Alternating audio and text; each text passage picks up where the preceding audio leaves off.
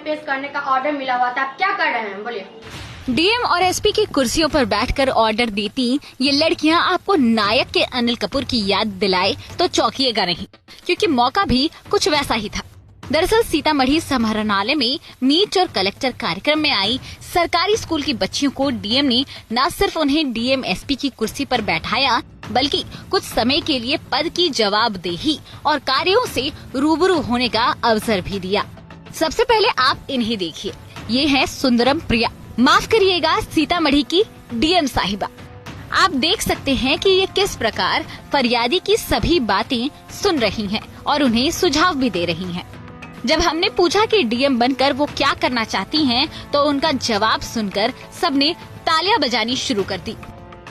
आज आप एक दिन के लिए जिला पदाधिकारी बनी है, तो क्या करना चाहती हैं? एक दिन के लिए तो बने, मगर मन में बहुत सारा इच्छा है कि जहाँ पर जो भी प्रॉब्लम है सबका समाधान करना।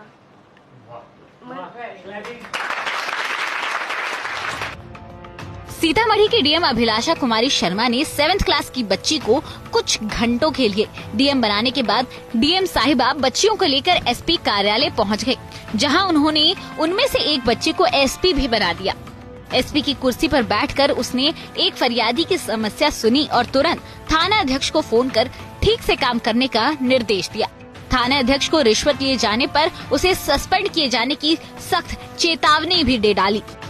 जी, आप रेगा थाना से बोल रहे हैं? जी, हम एक केस में आपसे बात करना चाह रहे हैं। जो एक लेडीज आई हुई जो अपने पति की कंप्लेंट की हुई है, जो वो ना बिना डिवोर्स दिए हुए दूसरा शादी कर चुका है और ना ही उसका कुछ भी मतलब कर रहा, और उसको ना बताइए क्या नाम है मुझे वारंट गया है आपके पास? संतोष मिश्रा नाम है। गांव कौन सा हुआ? जी, रेवासी गांव उसका है, जी रिवासी। और उसको ना कोर्ट में पेश करने का ऑर्डर मिला हुआ था। आप क्या कर रहे हैं, बोलिए। सीतामढ़ी की डीएम अभिलाषा कुमारी शर्मा ने आने वाले महिला दिवस के मौके पर सरकारी स्कूल में पढ़ने वाली इन बच्चियों का मनोबल बढ़ाया और उनके सपनों की उड़ान को नए पंख देने के लिए मंगलवार को घंटों उनके साथ समय भी बिताया। मेरी बिहार बेटी सीतामढ़ी के पंख रहे, उनके उड़ान भरे और कोई भी सपना वो असंभव नहीं समझे। यही मेरी आशा है कि मैं अपनी बेटियों के लिए कि वो सभी अपने सपने को पूर्ण करें। क्या उत्साह था, कैसा उत्साह था देखने में?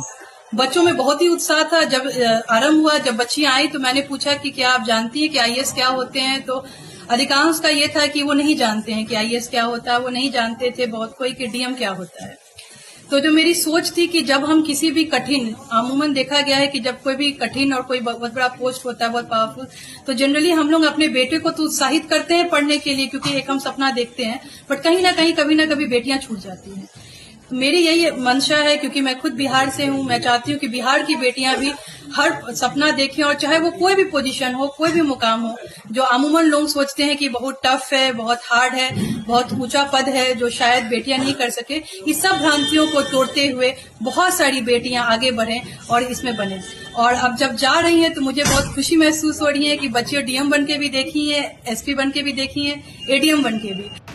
जिन बच्चियों ने अभी डीएम और एसपी का मतलब भी नहीं समझा था, आज उन्हें उनकी शक्ति का परिचय करवाकर उनके मन में आगे बढ़ने और समाज के लिए कुछ करने की ललक को जगाना सचमुच एक सराहनीय कदम है। सीतामढ़ी से केशव आनंद की रिपोर्ट, बिहार तक।